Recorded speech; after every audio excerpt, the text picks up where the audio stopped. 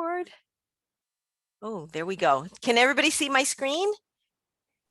Yes. Okay, perfect. All right. So thanks again, everybody, for coming out and inviting me into your homes to talk about fat or sugar. I really love this lecture because I have to say, I love both fat.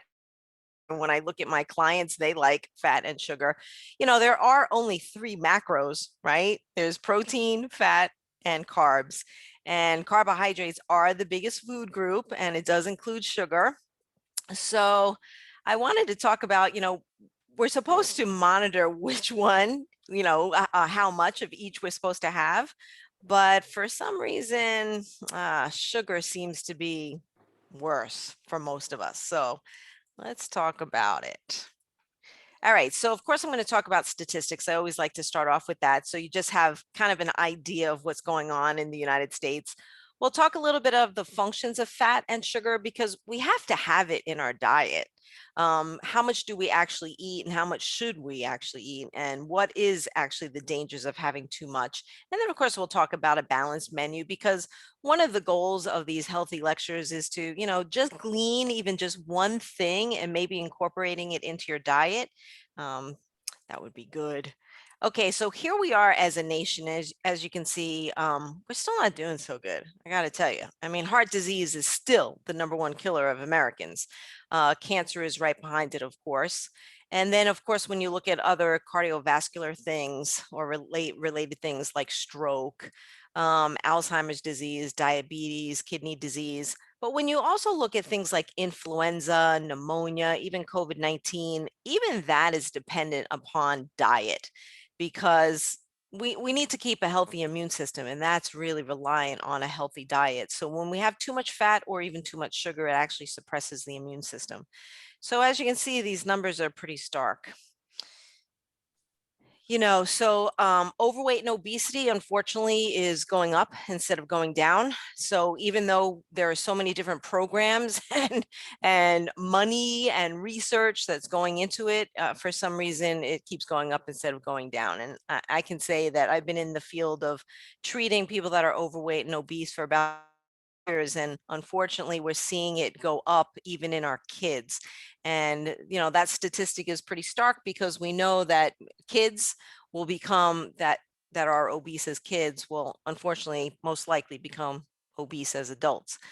So cardiovascular disease, like I had mentioned, diabetes, cancer, bone health, and muscle strength as well. I mean, more than 17% of women and 5% of men actually have osteoporosis. And osteoporosis is something that is preventable. So when you think about some of these conditions, they are preventable. Cardiovascular disease, obesity, overweight, diabetes, certain cancers are preventable. And it is linked to diet. So when you look at the dietary guidelines for Americans, these are things that are published every 5 years, and it's based on epidemiological research and population research.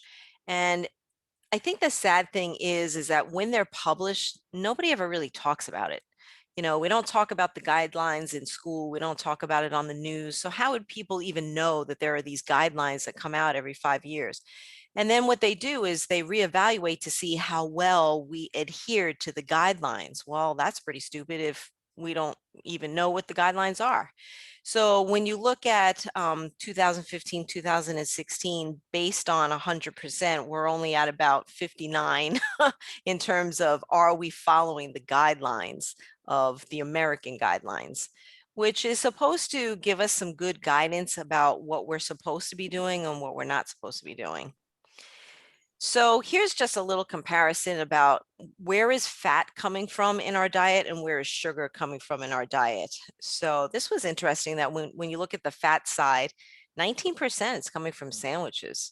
So as a nutritionist, when I look at different food diaries and food recalls, what deli do we really like? Believe it or not, it's the salamis. Salami, and those kinds of foods. You think it would be, lean turkey, lean ham, lean chicken, but it's not. It's the salamis, it's the roast beefs, it's the pastrami's, and that all contributes to the fat intake.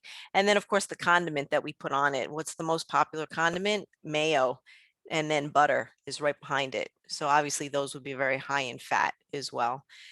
Desserts and snacks right behind it. That makes sense, right? We do like our cakes and our cookies, and who cooks anymore? Who bakes anymore? We don't do that. We go to bakeries, or we buy Entenmann's, or we go to the Publix bakery or processed foods.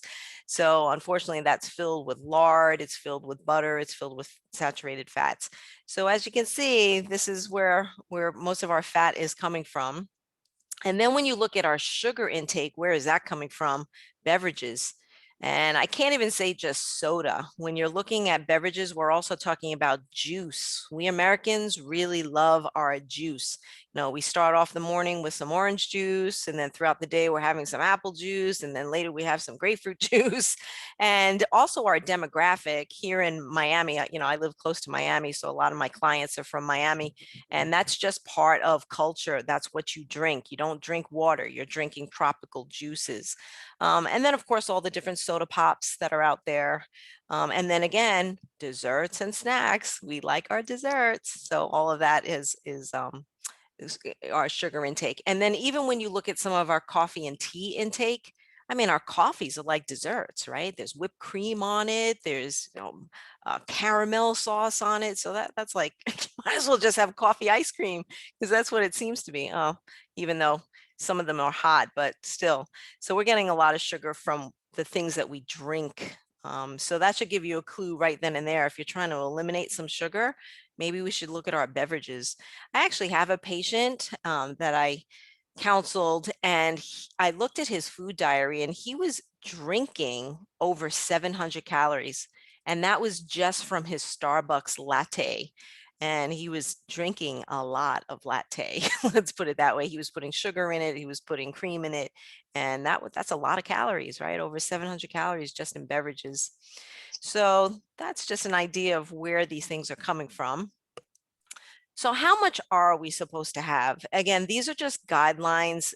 Probably the best thing to do is, talk to your doctor, talk to your nutritionist. Nutrition is very personal, and one size doesn't fit all. What these American guidelines do is just give guidelines. And then based on, a person's health or goals or medications or age or activity level, then that professional like me is going to be manipulating how much of these macros you can actually have in your diet. I saw a client last night, and she's doing a lot of powerlifting. She loves it. She's doing weight training, powerlifting, and she just loves it. So she's going to need not just protein, but she needs more carbohydrate, because carbohydrate is really important for muscle mass. So, diet is very personal. It should be custom tailored to who you are. But just for a guideline, added sugars should be less than 10% of your calories. And if you look at the World Health Organization, they're actually telling you to have less. They're saying 5%, which is pretty low. I mean, I don't know about you. I have my calculator here because, I always have to do math on these lectures. So if I'm having 1,000 calories and I'm following the World Health Organization, let's see, 50 divided by 4, that's only 13 grams of sugar per day if I was eating 1,000 calories per day. I mean, if I eat an orange or an apple, I just blew it, because that usually has about 15 grams. So you also have to keep it realistic. I just don't think that 5% is realistic for most of us. Saturated fat should also be less than 10% of calories. That's very difficult to do if you like your animal products. If you're not a vegetarian, it's pretty difficult to do. So that's why if you are not a vegetarian, which, that's again a personal choice or a philosophical choice if you want it to be, but a lot of us do enjoy our fish and our chicken and our turkey, and maybe even, a nice filet mignon every once in a while. So we're always trying to encourage you to pick very lean proteins. Doesn't mean that, every once in a while you can't have some nice, ribs from the But that's going to be really, really blowing your day because you're going to get a lot more saturated fat with something like that. And then, of course, this just also mentions about sodium. We here in America do eat a lot of sodium as well, and that contributes to the strokes and the cardiovascular diseases and the heart diseases that we're seeing. And then alcohol, everybody enjoys a good drink every now and then, but unfortunately, a lot of us are drinking way too much. And I know we've talked about that in other lectures. All right, so do we actually have to eat fat and eat sugar? And the answer is yes, they're part of macronutrients. The macronutrients, protein, fat, carbohydrates, which some of it is sugar, contributes to the overall calories of what you need in a day. You have to eat because you need calories in order to, support your organs and have energy to live and stay alive. Even if you didn't do any exercise, well, all your organs are still functioning, hopefully, and that's burning calories, which means that you're going to have to eat these calories. The other thing is fat in the body is extremely important because it's actually stored energy. So, it's always nice to have a little bit of fat reserve. And even if you don't want the fat reserve, the body is going to create that fat reserve for the just in case. I do have a patient that was in the hospital and he was at a very normal weight. He was doing great, but unfortunately he had cancer. But he's being treated and he's doing really, really great. But because he had that sort of condition, his body really started to tap into his fat tissue. And all I can say as his nutritionist is I'm glad he had some of that fat tissue because that was really helping to maintain some of his weight. We also need fat in the body because it absorbs the fat soluble vitamins. Now, that's something sometimes we don't really think about. We've got all these different vitamins that might be in food, or maybe you're taking a supplement. And there are 4 vitamins that rely on having some sort of fat in our body and in our food to help digest it. Vitamin A, which is really, really important for our eyes, and it's important for immunity. It's an antioxidant, so that's really important. Vitamin D, although most of us are vitamin D deficient, if we didn't have enough fat in our body or our diet, we would have an even harder time to absorb vitamin D. And we know vitamin D is really important, not just for our bones, but it's really important for our immune system as well. Vitamin E is also a fat soluble vitamin, really important for healthy blood. It's also an antioxidant. And vitamin K. Vitamin K is interesting because our body does make it, but when we do eat it from foods like vegetables and green leaves and different colored plants, then we actually have to absorb it and we need to have some fat in our diet. Um, Also, fat's important for insulation and body temperature. Now, it's hot. I'm still hot. So it's holding my body temperature a little bit too much. But can you imagine if, we were living in colder climates? We need some of that insulation. It also cushions organs. I mean, I don't know about you, but I wear contact lenses, and that's why I don't push my eye into the back of my head, right? Because I have a nice fat pocket right behind my eye. It also there's fat around organs. There's even fat in your ear, believe it or not, but that functions to cushion and protect your organs. Fat's important even for the brain and nerve and cell development, and that's why even for babies, we want them to get more fat because their brain is developing, their neurological system is developing. Fat is actually the building block of certain hormones, especially our sex hormones like testosterone and estrogen and androgens. It's even a building block of vitamin D as well. And every single cell of our body has fat in it. It's called a phospholipid. So if we didn't have enough fat, that means we're not creating our cells properly. And then those cells would die. And every time you have to regenerate cells abnormally, body doesn't really like that. And sometimes those cells can turn into cancer cells. So as you can see, fat is very important by the human body. Where are we getting it? Well, genetically, we're set up to have a certain amount of fat cells in our body. And there are certain times of life where you build more. So obviously when you're growing, when you're a kid and you're growing, you're going to develop more fat cells. When you are pregnant, we ladies, we are developing more fat cells. So genetically, it's kind of predisposed. The only way you get rid of fat cells is liposuction. Suck them out of your body. But other than that, when you lose weight, those fat cells just decrease in size. They don't actually go away. They just lay dormant. And that's why when we lose weight and then we gain weight, we're still gaining weight and fat in those areas. So that's fat. Now let's look at sugar. So sugar in the body, as you can see, there's not a long list of functions of sugar in the body. Probably the most important function of sugar is that it's a source of instant energy. So those of us that might have diabetes, you might be very in tune to this, that if your blood sugar drops too quick, you're reaching for some candy or you're reaching for some juice, and that's the sugar that's going right back into your body so you can raise that blood sugar. But it's another thing, like just say you have a big tennis match or you're running a marathon, then, having that sugar source is a good energy source for what's called ATP, which is the body's molecule of energy. The other thing that sugar does is that our body is really smart, because if we eat too much of it, we can't use it all at once. So what we'll do is we'll start to store it. We'll start to store it into glycogen, and then eventually it stores as fat. So that's why we definitely don't want too much of it. And what's really interesting too about sugar is that the brain really likes sugar for energy, sugar in the form of glucose. So that's why when you get your lab test done and the doctor looks at your blood glucose, you have a certain range that the body likes to be in. And if it goes too low, that's called hypoglycemia, and then you feel crappy. It's like you can't even think straight, and it could be really dangerous.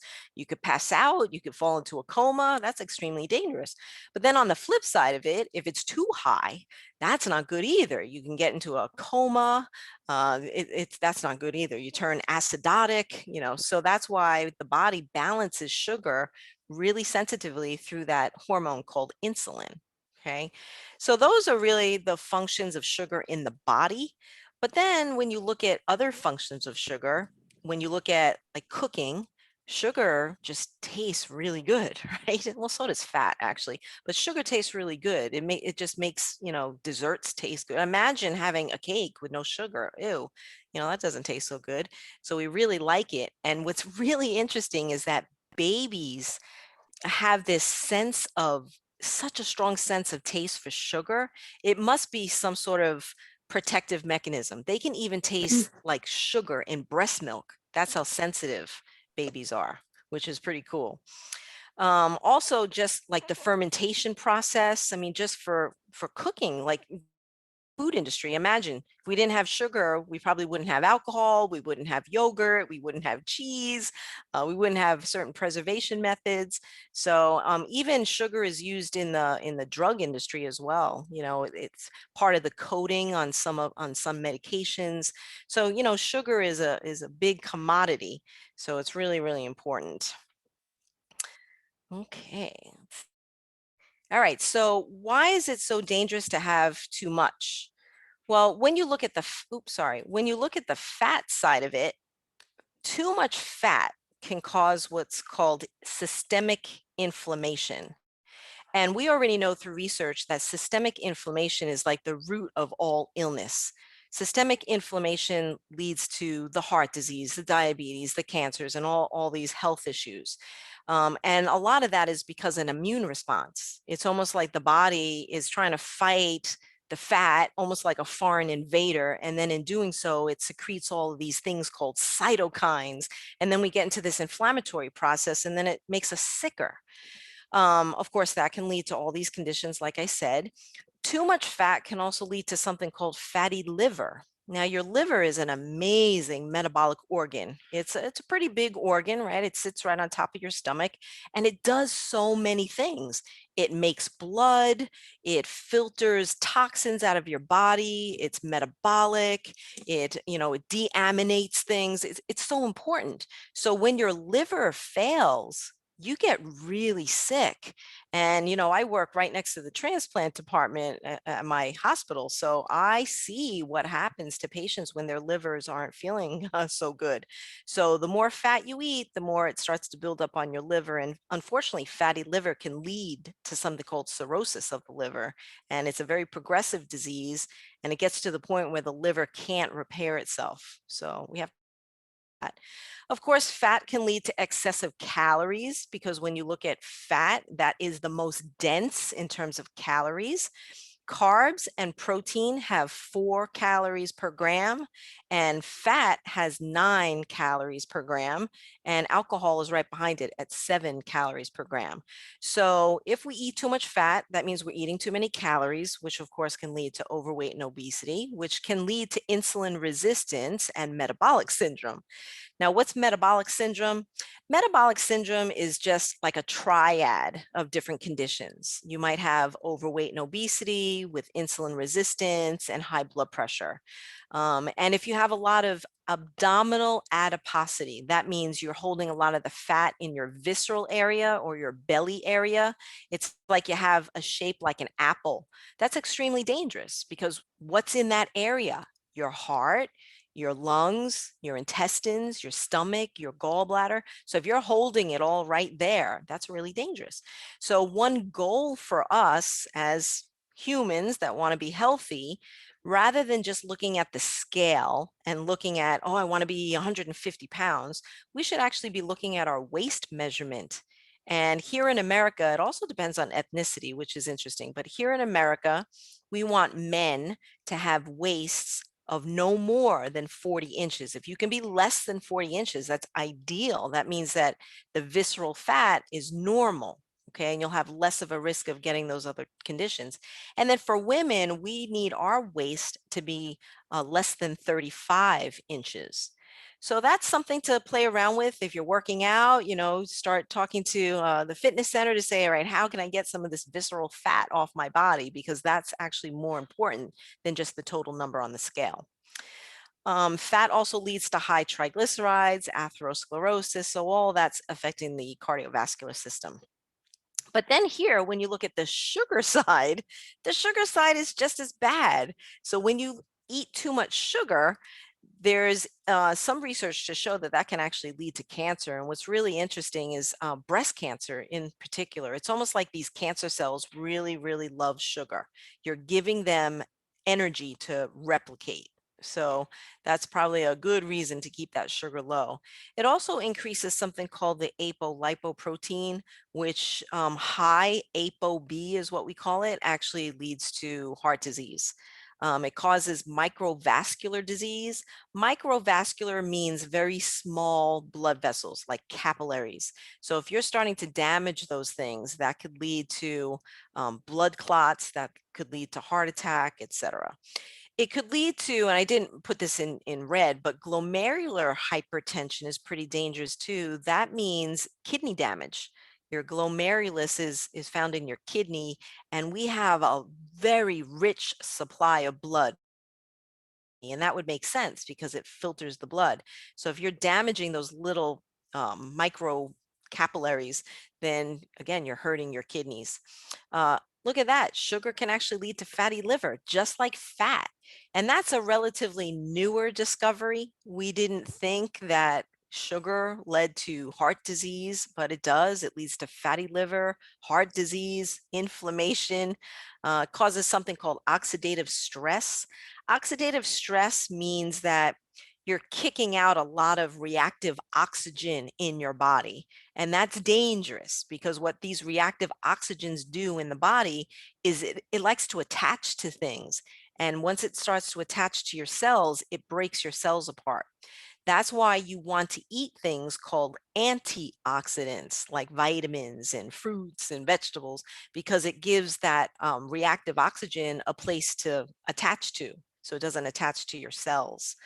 Reactivation of the renin angiotensin system, that's just fancy words. That means it affects your blood pressure. It can increase uric acid. Uric acid can lead to gout, which is a type of arthritis, and it's extremely painful. Your joints get very inflamed. You really feel it in your feet and your toes. It's not fun at all. It causes something called leptin resistance. Leptin is a hormone that's supposed to signal that your body has enough fat. Okay. But if you eat too much sugar, it kind of overrides that leptin. And what happens is you build more fat, you know. Um, Raises triglycerides, which again is really interesting. Triglycerides is part of that cholesterol panel, and you usually relate it to fat intake. But look at this, it can even be caused by too much sugar. Promotes insulin resistance.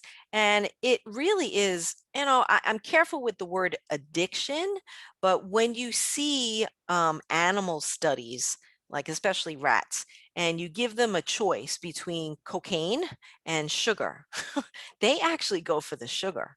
And they get into this high. They get into this, oof, they just really like the way they feel. And, hey, look, sugar does activate that part of the brain, that happy place in our brain that makes us feel happy.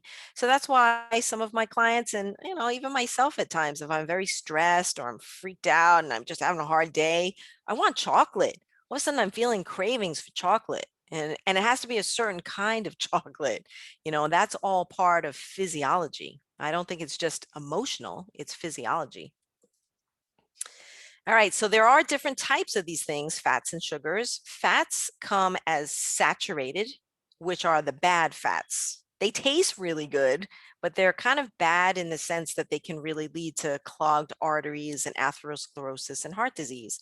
And that's what would be found in the butter and, the fatty cuts of meat and things like that. And actually, saturated fat is found in all animal products. It's just certain animal products have leaner. So when we say have chicken breast or turkey, it still has saturated fat, but it's very low compared to, ribs and things like that. Then you've got trans fats, which is totally man-made, and it's really not good for us at all. And those would be found in things like margarine, and then, of course, in processed foods, like, all those donuts and cookies and all those things that we like. Things that are commercially fried. So if you're buying, certain frozen dinners that are fried, they're going to have a lot of that trans fats. What trans fats are is they were created by the food industry as a very economical way to, stretch a product, really. So what they do is they take an oil, a corn oil, a vegetable oil, and they make it into this molecule that's called trans. See, our body recognizes a molecule in the form of cis. I know that it's like all biochemistry, but the trans configuration of a molecule, the body doesn't know what to do with it. So here we put this substance into our body and we're like, oh, okay, well, what do I do with this? So when the body doesn't know what to do with something, it starts to store it because it figures, all right, I don't know what to do. I don't know if I used to break this down. So it's going to start to store it as fat tissue or fatty liver and things like that. So that's why trans fats can actually really affect your cholesterol levels. So if you eat a lot of, processed foods and, things like that. The good thing is, quite a few years ago, we dietitians all got together and healthcare providers got together and said, look, consumers really need to know how much trans fat is found in a product. At one time, you guys wouldn't know unless you really knew how to read the food label, the ingredient list, and realize that if something said hydrogenated, hydrogenated is that, chemical formulation of creating that oil into a trans fat. So, most people don't read ingredient lists. We look at the food label and we're like, oh, okay, yeah, it's got a lot of fat, but now at least it's there. Now you know how much trans fat is actually in a product. So as a clinician, when I'm trying to educate my patients and clients, they'll say to me, all right, how much fat should I have? How much trans fat should I have? We try to, give them assistance. Trans fats, keep it to zero, which is virtually impossible. But there is nothing good about trans fats. Trans fats actually raise cholesterol and lower the good cholesterol. So that's a double whammy. So that's why it's not good for us. And then, of course, the unsaturated fats. Now, those are the ones that we know are good for us because what they do is they help prevent heart disease and they help the inflammatory process. They even help with our joints. They help with our nerve tissue. So what a beautiful thing. We've got components of good fat that can actually be good for our health. So that's why, we're saying eat some avocados. And what's nice about avocados, they even have vitamin E as well. Have the nuts, have the seeds, have certain plant oils. Those are good for us. Have the fatty fish. Those have the good fats. Okay, and they're good because they actually raise HDL, which actually protects our heart and our blood vessels. They help the brain tissue. They help reduce the inflammatory process. So that's why they're good. Now, sugar, on the other hand, there are different types of sugar as well. And really, these names are more of the molecular structure, like glucose, fructose, and galactose. So glucose is the simplest form of sugar that the body uses. And what's really interesting is that everything that you eat, everything gets converted to glucose. That's how amazing the body is. So you don't just have to eat sugar to create glucose. If you eat a stick of butter, the body will know how to convert that to glucose. That just shows you how important glucose is for the human being. We need it for brain health and energy production. Fructose is the sugar that's found in fruit, and then galactose is the sugar found in milk. And then when you look at chemical formulas, sucrose is sugar, like table sugar. And when you break it down into its simplest component, it's a molecule of glucose and a molecule of fructose. And that kind of makes sense, right? Because sugar is from a plant. Then you've got lactose, which some of us are lactose intolerant. That's milk sugar. And that is a molecule of glucose and galactose. And then you've got maltose, which is found in malt, which they make grain, it's part of a grain. They can make beer out of it. They can make bread out of it. And that's actually a molecule of glucose and glucose. So it's two of them. And then you have products that are polysaccharides. Those would be the starches like bread and pasta and crackers and cereal. So those are long chains of disaccharides, basically. Okay, so that's the chemistry of sugar. But ultimately, what the body will do through the digestive process is break it down and break it down and break it down until it turns into glucose.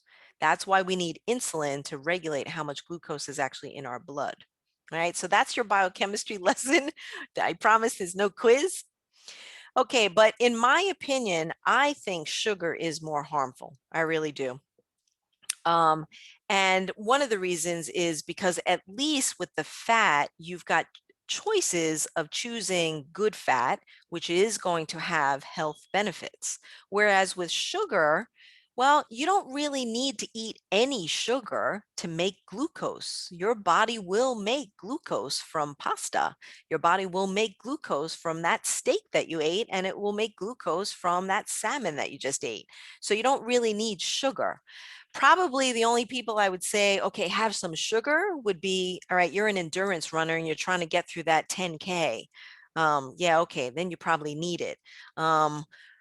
Let's see. Other than that, diabetes, I don't want to give you a lot of sugar either, because even though I might be treating a low blood sugar, ultimately what will happen is, you got to take more insulin or you have to take more medication because taking more sugar is defeating the purpose. So really, I think sugar, it's good for the food industry and the drug industry, but for our body, we really need to limit it. Okay. Okay, so if we are going to eat sugar, because we have to be realistic, right? And even the guidelines say, look, you can have 10% of your calories coming from sugar. So I would want you to get your sugar from natural sources, of course, like fruit has fructose. That's a sugar. Um, if you're having juice, well, I'd rather you didn't do that because now you're having too much sugar, but that's a type of natural sugar. And then if you decided, well, look, I want to, put some sugar in my coffee. Well, try to pick the healthier sugars. White table sugar is not something I really recommend because it's bleached, it's processed, it's stripped of all its nutrients. It looks pretty because it's white, but honestly, it's sweet and it dissolves quick, but it really doesn't have any benefit except a lot of calories. So I'd rather you have maple syrup, and I kind of put that in the order that I think is the healthiest. Maple syrup, it's from a plant, right? It's from a tree. It's plant-based and it has a lot of nutrients in it. And when you look at the chemical composition of maple syrup, it doesn't have really high levels of fructose because actually too much fructose isn't good for us either. So I would pick maple syrup first as your sweetener. I know you're probably thinking, ew, gross. I am not putting maple syrup in my coffee. Well, I don't blame you because that's probably an acquired taste. Same thing with blackstrap molasses. That's actually the second one. Honey, muscovado sugar, turbinado sugar. So maybe put some muscovado sugar or turbinado sugar. It's less processed, less refined. It looks brown. It's not a brown sugar per se. Brown sugar is just white sugar that they put molasses to. Okay, so muscovado and turbinado just is naturally brown because it's not refined. It doesn't have that bleaching process. Okay, so how much should we actually have? Well, we kind of did it in terms of percentages. So that's based on your calories. All right, so let's just look at it again. Most people don't eat 1,000 calories a day. So let's be more realistic. Just say I have, we got Robert on the call here. So Robert's a man. Maybe he eats 2,000 calories. Let's do 10% divided by 4. So he's able to have 50 grams of sugar per day if he ate a 2,000 calorie diet. Okay, so you can do it in terms of percentages, or another way you can do it is look at the American Heart Association. They give guidelines again. So they're saying, okay, men, you can have about 9 teaspoons of sugar a day, and women, you can have about 6 teaspoons of sugar a day, which obviously is less than 10% based on your calories. Okay, but it's just a nice guide. Um, if you're really, really serious about decreasing your sugar, you need to look at food labels. You do. And you need to start adding up because some of these things add up really quick, especially sugar. So when you look at a food label, they've changed over the years, which is good. So let's just look at sugar for a second. So in the total carbohydrate section, it's going to give you just that, the total carbohydrate of the product, which might include fiber, it might include sugar, and now it also shows something called added sugar. So I'm really happy about that. That's actually a newer designation as well. That means if you pick up a product that has added sugar, that means the food industry added more sugar than what was naturally in that product. I know that almost seems crazy. Like just say you have juice and it says total sugar is 20 and then added sugar is 4. Okay, now it's got a total amount of sugar of 24 grams. Well, why add it? But that's just the way I think. The other thing when you look at a food label is when you've got total carbohydrate, if you ever have fiber that's greater than 3 grams per serving, you kind of subtract that away from the net carbs. You might have heard that term, net carbs. Net carbs just means how many carbohydrates are actually going to be digested by the human body and utilized. Okay. Fiber is indigestible. So what we do is the higher the better, because then you're driving down the net carbs. I don't have the food label here, but the one thing that a lot of my clients like is they like tortillas, right? I mean, it's part of our demographic here. So there is a product on the market now. I've even seen it at Publix. It's called carb control tortilla. And when you look at the total carb, it says 17 grams per tortilla, but the fiber is 14 grams. How amazing is that? So 17 minus 14, okay, I need a calculator. That's 3 grams, 3 net carbs. That's really, really great. So if you are really trying to control for your carbs, that's good, because remember, carbohydrates will be the quickest thing to make glucose in the body. All right. All right, when you look at fat, the total fat obviously is the total amount of fat in that particular product. And sometimes it does break it down into saturated fat and unsaturated fat and trans fat. So I'm really happy that this one says no trans fats. So that makes me very happy.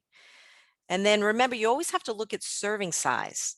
See, I think that's where food labels are very confusing because, all right, so here we have frozen lasagna, okay, and it's telling you that 1 cup, that all these numbers is only for 1 cup, but it's got 4 servings. So that's actually 4 cups. And you know what? 4 cups of lasagna for my Italian husband probably isn't that much. So he's going to eat this whole thing. So you have to multiply all these numbers by 4. So that's a lot. That starts to really add up calories. And I think that's what's really deceptive about food labels. Usually people just pick up the product, they're looking at these numbers superficially, but they're not really thinking about the servings that they might be eating. So you have to be careful with that. All right, so this product, 34, okay, I have to do math, my calculator, 34 times 4, 136 grams of total carbohydrate. Yeah, that's a lot, right? Okay, so how do we reduce these things? Well, let's look at sugar first. First, think about why do you want to cut it back? Well, you want to cut it back because you want to get healthy. Whether or not it's a weight thing or not, it doesn't matter. Maybe you're a normal weight, but you're eating too much sugar, and ultimately that's just not going to be good for you. Maybe you might want to state it as a goal. I will eat no more than such and such of sugar per day. Kind of state it. And if you state it, you have that idea in your mind, like, oh, okay, well, I got a number in my head. I don't want to go over 25 grams. I don't want to go over 10 grams, whatever it is. So that's why even with some of my clients, I will give them a guide and I'll say, okay, I don't want you to have more than 15 grams of sugar a day. So like, okay, cool. At least I have that number in my head. Well, that means now you still have to track yourself and you still have to read your food labels. Because if you think you know what you're doing without tracking yourself, no offense to anybody's intelligence. We're all really smart, but you're not going to know. Honestly, you're really not. You think you do, but you're not. And I can say that being a professional in the field. Yeah, I've been a dietitian for how many years, and I'm really good at looking at something and calculating, macros. But once you start to track yourself, you really can see trends and you can see, wow, I can't believe I really did eat that much sugar. So you really have to track yourself. The other thing you might want to do is make small but meaningful changes. Like I will eliminate adding sugar to my coffee. So I have a client. She's a nurse, so she drinks probably about 8 cups of coffee a day. Yeah, and if it's a busy ER day, she's probably going up to about 20 cups. Seriously, she puts like 5 teaspoons of sugar in each of these coffees. All right, do the math. That's going to be a lot. So for her initial goal was she didn't want to get rid of the coffee, and I don't blame her, but she was definitely going to decrease the sugar. So instead of going cold turkey and eliminating it altogether, she was decreasing it from 5 teaspoons to 2 teaspoons, and her taste buds kind of got used to it. That was a meaningful change because when you look at how much coffee she drinks in a day, that made a difference. The other thing you might want to think about is maybe just change to a different type of sugar. White granulated sugar is just not my favorite from a health perspective. So maybe go to a maple syrup, go to a turbinado, go to something that's less refined. The other thing I want you to think about is also your fruit. Fruit's healthy for us, absolutely, but too much fruit is not good for us. And that's because it does have a lot of sugar per serving. Certain fruits will have more sugar content than others. All right, so when you look at berries, that's why we nutritionists are always pushing berries on you. Have berries, you can have a cup, and it's so high in fiber that it drives down the sugar. Whereas when you look at pineapple and watermelon and mangoes, and all the beautiful tropical fruits from Florida, they're going to have higher sugar. So probably your second choice would be do the berries. That's your first choice. The second choice would be something with a skin, an apple, a pear, a peach, and something that's not the size of a basketball. I mean, seriously, try to pick smaller fruit, like the size of a tennis ball. That would be much better. And if you can go organic, that's good too, because it'll have less pesticides on it. The other thing might be read labels, definitely. Okay, so just kind of think about what might be some of your goals, and you don't have to, build Rome in a day. Just make small, meaningful changes, and it really does add up. So the other thing is you might want to think about sugar-free products, but there's good and bad with that, honestly. Now, as a nutritionist, a licensed nutritionist, a registered dietitian. I'm supposed to tell you as the consumer that sugar-free products and the sugar substitutes are generally regarded as safe. There are no bad foods, right?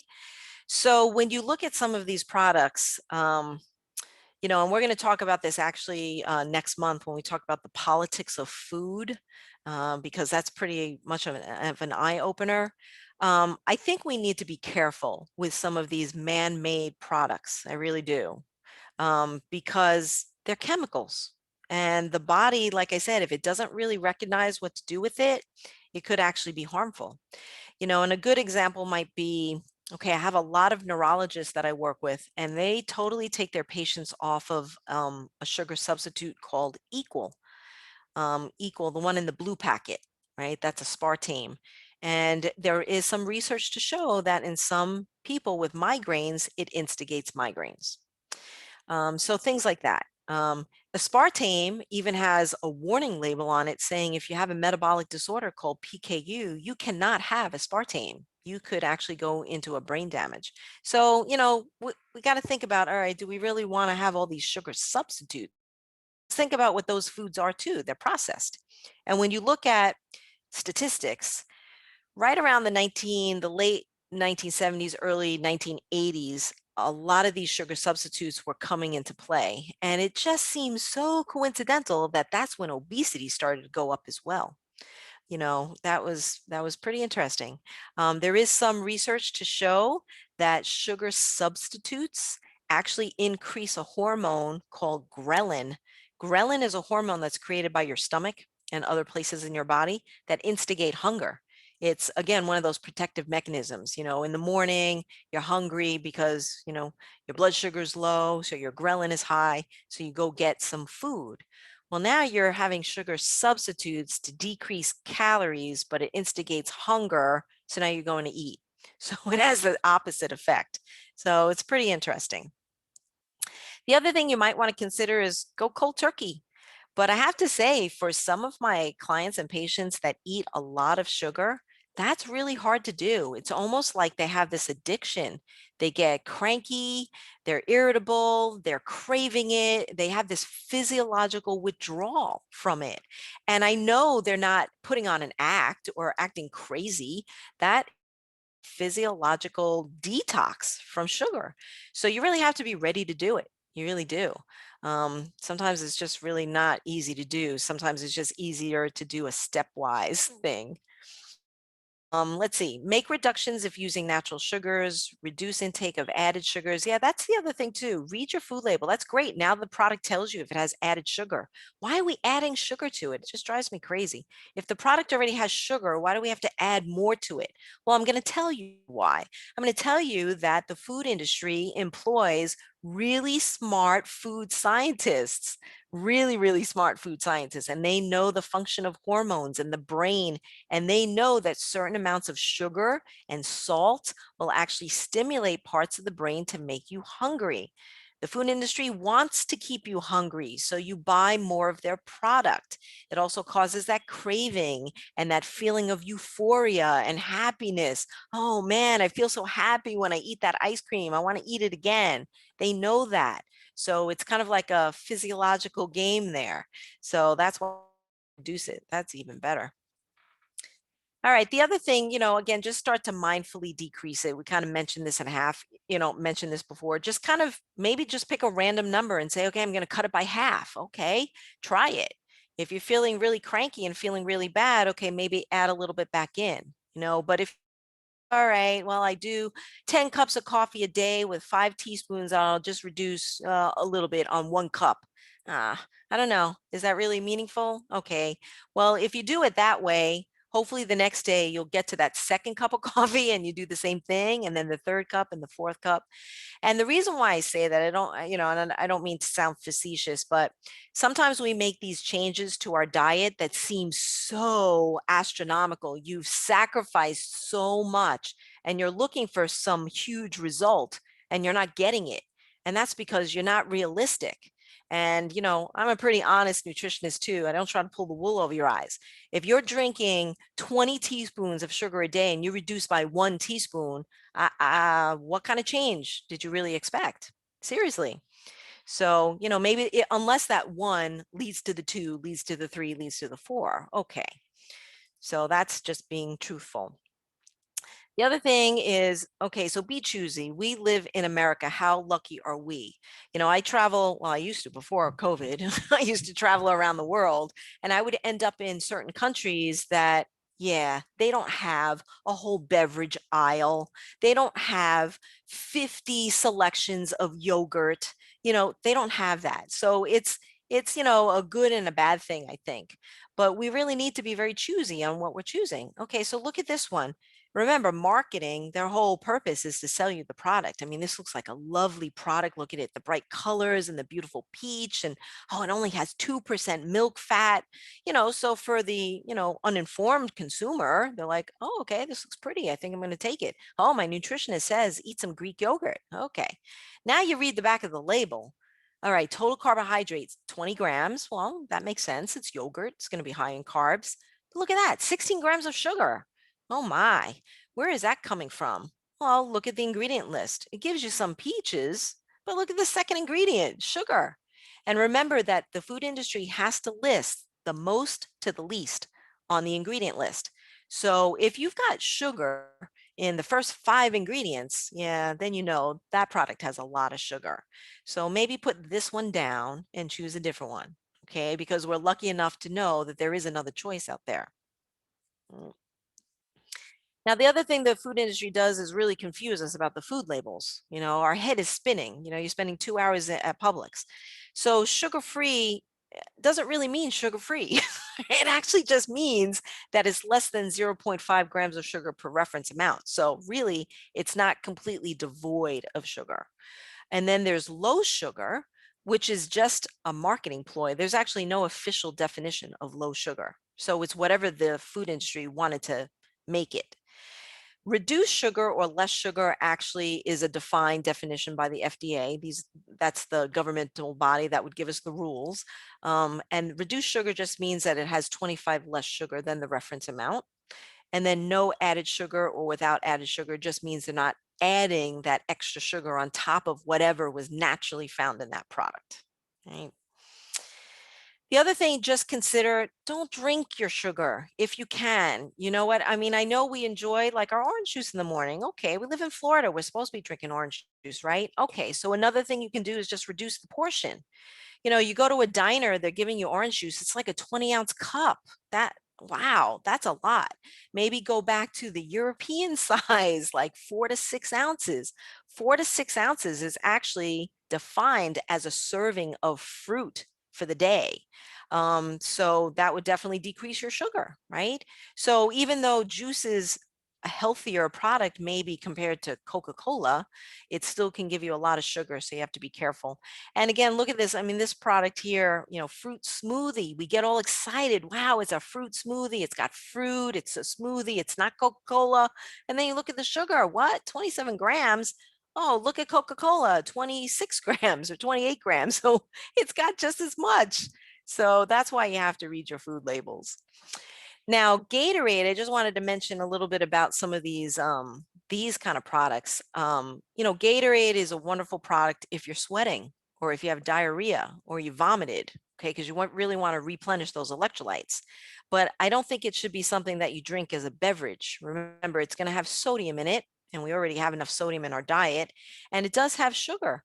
This one bottle has 21 grams of sugar. Again, that's going to really, really add up. So again, I think, replace the sugar, be choosy, maple syrup. When you actually look at the calories, they're pretty comparable really, but, maple syrup is going to have all those other nutrients. It has B vitamins, it has zinc, get bang for your buck. You might as well. Muscovado, turbinado, demerara, and honey. And what's really nice is that you can get all these things in the average supermarket now. At one time, it was like, oh, it was a special product. I have to go to some expensive store. No, you can be choosy. You can find these things anywhere now. And then the other thing is, if you can, try to make substitutions. Do you have to use sugar at all? You know, what's really interesting is that as we decrease our sugar, we're going to lose the taste for it until you eat it again, and then you want it again. It's just pretty fascinating. It's kind of like that whole concept of whole milk and skim milk. So everybody's telling you, stop drinking whole milk. And you're like, but I like it. It's nice and thick and creamy. There's no way I'm going to do the white water. And then you slowly do it. And then you get used to skim milk. And then by accident, you pick up whole milk. It almost becomes gross. Like, oh no, it's way too sweet, way too thick. Okay, so maybe just add herbs and spices. I mean, you get health benefits from that too. The other thing too is just look at what you're buying. Look at your, your pantries and your refrigerators, and see if you can clean out your own house. And a good trick is don't keep it in the house. I mean, I do have some clients and patients that will actually drive to the store to get something if they don't have it in the house and they crave it. But a lot of people wouldn't do that. They're like, I really want ice cream. There's none in the freezer. Oh, okay. I can't have any. So that's actually a good trick. So just leave it out of the house.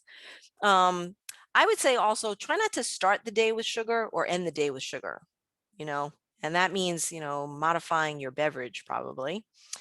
If you pick up products and you're looking at food labels, try to pick products that have no more than 3 to 5 grams of sugar per product.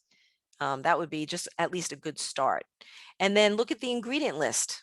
Try to make sure sugar is not in the first 5 ingredients. Okay. The other thing to just think about is limit starchy carbohydrates. Doesn't mean you can't have carbs. Carbs are good. But if we eat a lot of starches, if we're eating breads and pastas and rice and, all of that will convert to a sugar. You might want to consider taking a B complex vitamin. And again, don't take any vitamins until you talk to your doctor or pharmacist, especially if you take medications. But the B complex vitamins, B complex just means it's a bunch of B vitamins, B1, B2, B3, B6, folic acid. It's a mixture. But the B vitamins help to metabolize carbohydrates. So sometimes that could be a good thing. And then what I always say is have a protein and a good fat with anything that you have with sugar. Because especially if you have diabetes or pre-diabetes, if you eat sugar with something that slows down the digestion, you won't really spike up really quick with that insulin. So a good example might be, let's see, just say you want some berries. Well, a lot of us put berries in our food. So maybe put berries in your yogurt or put berries in your salad. That actually slows down the digestion of the sugar even more. So just an idea. Eat regularly and don't skip breakfast. Well, that's up to you. There's a lot of controversy of, do we really have to eat breakfast? I'm not hungry in the morning. So there's a whole school of thought that says, well, if you're really not hungry, don't eat. It's more of that mindful eating. Choose whole foods over processed foods. Try not to do juice, vegetables, increase your fiber. Try good fats, of course, the good fats with the olive oils and the nuts and the seeds. Try to get enough sleep. What's interesting is that when we don't sleep well, we crave, and we crave because it's a hormonal response. Got to exercise, of course. That's all part of good health anyway. Enter sugar rehab. That means just go cold turkey or seek help. Just remember, it will take about 5 to 10 days to lessen those withdrawals, and they're pretty miserable. All right, let's look at fat. So definitely replace your saturated fat with unsaturated fat. It doesn't mean you can't have a good rib every now and then, but remember that should just be now and then, right? Read your labels again. And what I look for in products is try to pick products that have less than 6.5 grams of fat per serving. Keep saturated fat pretty low, maybe 1 gram or less. Trans fats, try to keep zero, seriously, but at least a single digit, okay? And then cholesterol, maybe 20 milligrams or less. And remember that cholesterol in food is only found in animal products. So it really cracks me up when you have, like the food label on peanut butter say cholesterol free. Well, of course it's cholesterol free. It's peanuts, it's a plant. Plants don't have cholesterol. Okay, tips to reduce fat in your diet, change your cooking method instead of frying. We all know that, steam and broil and grill and poach and things like that uses less. Definitely substitute, right? Instead of using butter, maybe use avocado. I know that sounds crazy, but making desserts with avocado actually tastes really good, and you're getting that good unsaturated fat. If you do eat animal products, maybe you can trim off the fat, especially if you like to cook. Some of us get grossed out by that, but if you don't mind cutting the fat out, cut the fat out or have the butcher do it. Incorporate at least one vegetarian meal. Hey, if you don't want to become a vegan, that's okay. That's a personal choice as well. But maybe you can choose to have a single day of the week be totally vegetarian. That would kind of be fun. So maybe try that. And then, of course, nuts and seeds are good, right? Those are the omega-3s, whole grains. If you're going to pick starches, you might as well make them whole grains. Soy, beans, legumes, seaweed. I'm always pushing seaweed on you, but of course, I'm Asian. I'm going to do that. Green leafy vegetables. These are all plant-based omega-3s, which are, good for us. Those are the good fats. Reduce red meat. That a lot of people actually have been doing that. I have a lot of clients that are actually reducing the red meat. Actually, they're cutting it out of their diet, which is interesting. And then remember to keep total fat no more than 30 to 35% of your calories, saturated fat 10%. If you don't like to do the numbers, just keep those numbers low at least. Pick things that are leaner, right? And I think more importantly, definitely get your lipid panel done. Your lipid panel is part of your wellness checkup. Most doctors will do that for you, right? So you'll be able to test your cholesterol, your LDL, your triglycerides. That's really important, your HDL. So I think really the overall message of this lecture is, make small but meaningful changes, be realistic, and good nutrition is always the cumulative effect of what you're doing. So one single day of doing a really great job doesn't mean you're going to reach all of your goals. Okay, so we have to be realistic as well. All right, so we got through it. Any questions? I know I ramble a lot, but that was a lot of fun. I really like to do that comparison between the two. Any questions? All right. No questions. All right, you guys. Well, I had a lot of fun. I will see you next month. We're actually going to start that metabolic health workshop. So I encourage you to come to that. We're going to have a lot of fun. I'm not going to do all the talking. We're going to do some questionnaires and handouts and interaction. It should be a lot of fun.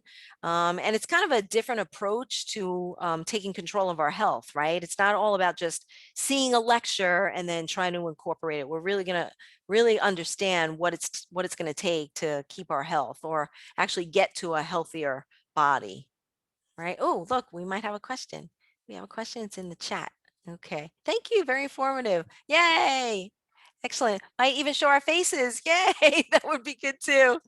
All right, you guys. It's always fun with you guys. Be safe. I will see you in a few weeks and take care. Okay. All right. Signing out. Okay, thank you. My pleasure.